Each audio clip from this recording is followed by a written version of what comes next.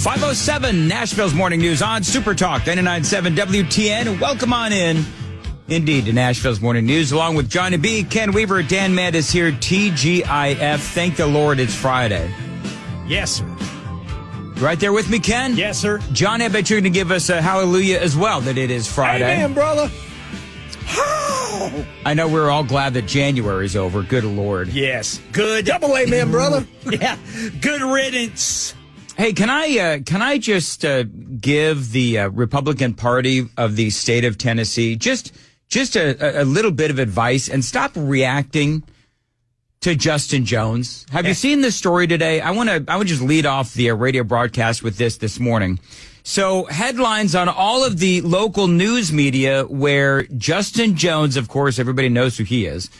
He decided, apparently this was yesterday or the day before, where he refused to lead the state legislature, the House, with the Pledge of Allegiance. I guess it was his turn, and he simply refused. Listen to how it played out. Representative Jones has declined to say the prayer. He asked for someone else for their assistance. Leader Camper, are you asking to help him lead the prayer? Yes, sir. Leader Camper. Pledge. And so that's what they did. They did the Pledge of Allegiance. And so in the news today, right, the GOP is demanding that Justin Jones resigns. Are you, no offense to you guys, but are you really that dumb? Like, do you really think that Justin Jones is going to resign? And by the way, one of the things, if you watch the video of him not leading the Pledge of Allegiance, as you know, all of his colleagues are saying the Pledge of Allegiance, he's not even putting his right hand over his heart. And he loves this. Jeremy Faison, along with other Republicans, of course, as you can imagine, they were furious. In my opinion, he should resign. That is an embarrassment to veterans and to people who have come before us. That's a disgrace, what you saw this morning. Listen, I agree that it is a disgrace. I agree that it is an insult to our veterans. However, to demand that he resign, he's clearly not going to resign, and you guys know this. So every time that you say he ought to resign, he's not going to resign, and he makes you look like fools.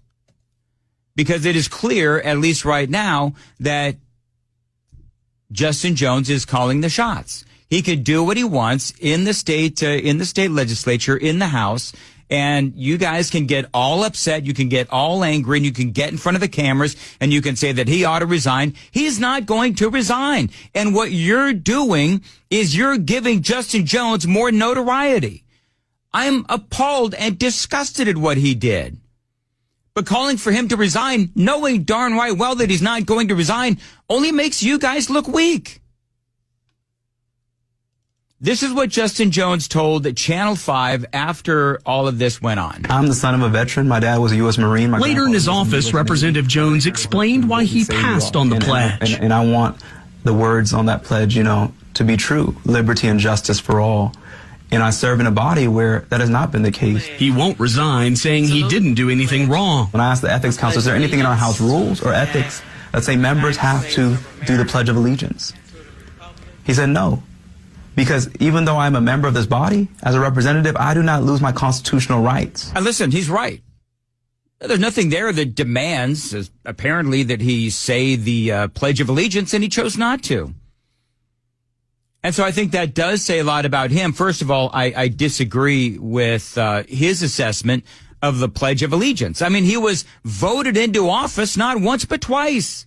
The second time after he had been kicked out of the House of Representatives, the state House of Representatives.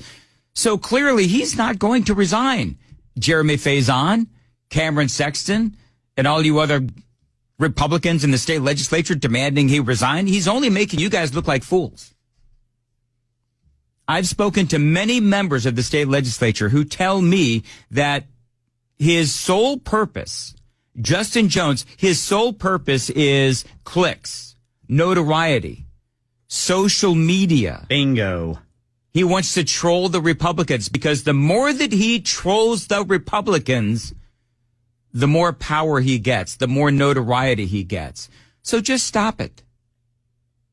Ignore him as the best that you can. He gets his freedom of speech, and part of that means that he doesn't have to say the Pledge of Allegiance, like it or not, unless somewhere in the laws and bylaws of the state legislature they say that he has to do that. But if he wants to just disgustingly and disturbingly just look at the flag and not say the Pledge of Allegiance, not lead the Pledge of Allegiance, and not put his right hand on his heart, that is his decision. What I find equally as disturbing is the fine people of Nashville will vote for this jackhole again and again and again and again. But for him to say that the Pledge of Allegiance, it doesn't really apply, well, that's just silly.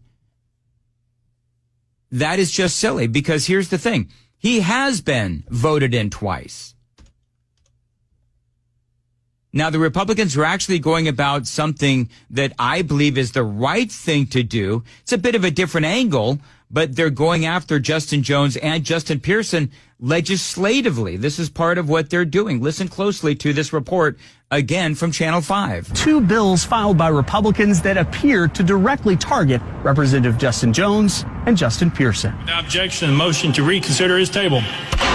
Each bill hopes to do the same thing, block previously expelled legislators from being elected to return like Jones and Pearson did last April. I haven't read it. I got to look at it, talk to the member. So both sides of the issue kept their responses short. But we're living rent-free in the heads of my Republican colleagues, and so that's all I'll say.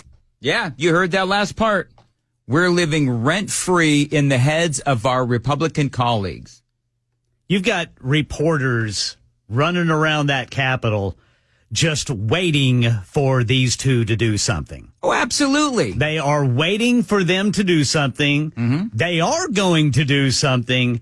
And these reporters are dying to get it on the air. Oh, absolutely. They want reaction. They want reaction. And they're getting reaction. Mm-hmm. And these reporters are running back to their newsrooms and putting it all over the air. That's exactly right. And so for me, I think that this is something for the Republicans. I just think that they need to learn. They need to learn, and they need to understand that if they want to defeat these guys, they do need to do it legislatively. So if they're able to pass this legislation, and I believe that they will, because the legislation makes sense. If you kick somebody out of the state legislature for, the hijinks and shenanigans that they pulled in the last legislative session, they should not be allowed to be able to vote it back in, to be able to be voted back in. You should not allow that. And so if they continue to do what they're doing, they pass this bill, well, then they don't get to come back in. But for Justin Jones and Justin Pearson, and particularly Justin Jones, what that would mean is, of course, even more notoriety. And then he'd run for some other office. Perhaps he'd run for mayor, whatever. But the more that they react, and, Ken is absolutely right, because when they do something, the media runs to the Republicans for their reaction. Yep. And then they run to Justin Jones for his reaction. And it's like a media feeding frenzy. And I'm just here to tell you, like it or not, the Republicans, by and large, they always lose. I would have just said, I'm not surprised. Yeah. I probably would have said no comment. You know what? Consider who it is. Yeah. Consider your source. Yeah. Who's surprised by that? Is anybody really surprised by that? No. So just leave it alone. They're going to do it again, man. They're going to do it again. It's coming. There's going to be people shouting in the gallery and in the halls. It's coming. They want that reaction. Yeah. And they're going to try to get it. 90-90. Look how much airtime you've given Justin Jones. Bingo. Well, yeah, you're right. But my point, my monologue isn't about Justin Jones. Mm-hmm. My monologue is about the Republicans, because they're the ones that are reacting to him and making him more powerful and giving him more notoriety and making him more popular on social media and giving him exactly what he wants. He's like the disruptive child in the classroom that hurts everybody else's chances at a decent education. Yeah. And here's the thing. Because everybody's focused on the moron. Yeah, and if you want to call him out, that's fine, call him out, but don't ask him to resign, because he's not going to. Don't get emotional. And don't get emotional. By the way, folks are saying that, they're just looking for a reason to play the race card. Oh, by the way, That too. Since we're already talking about the race car, did you see this? I'll be able to get into this a little bit deeper later on today. But did you see this story about Ayanna Presley? Now, if you don't remember who Ayanna Presley is, Fraud Squad. She is one of the fraud squad. She's the bald one, and she's the one which, and this is, all of the fraud squad. They're always screaming about defunding the police.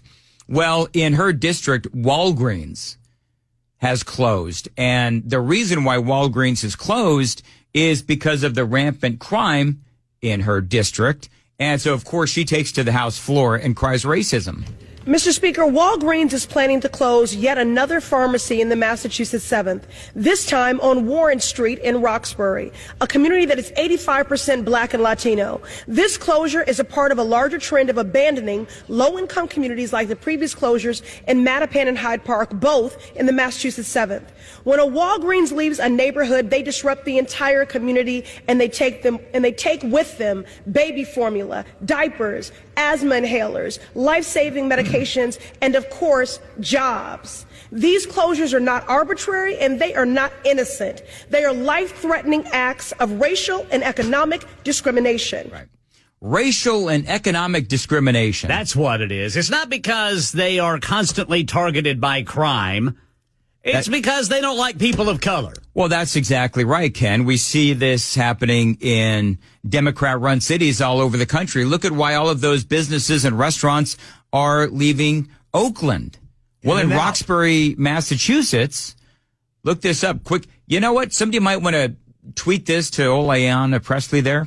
Roxbury's overall crime rate at 4,796 per 100,000 residents is 93% higher than the national average. Citizens have, in the neighborhood, have a 1 in 21 chance of becoming a victim of a crime. Yet it's racial. That's what Ayanna Presley says. It's racial in nature.